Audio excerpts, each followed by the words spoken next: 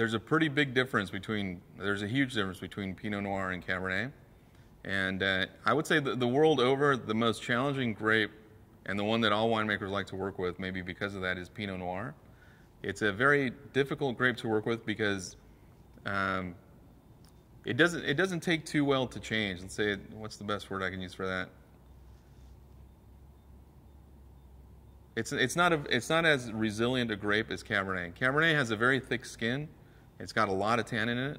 Pinot Noir has a very delicate skin, not a lot of tannin, and not a lot of color. So you have to keep that in mind. One, when you're growing it, Pinot Noir is much more sensitive to changes in weather than Cabernet is. If you have too much heat, the Pinot Noir is going to start desiccating almost immediately, whereas Cabernet maybe can suffer through a few heat events without really having any problems.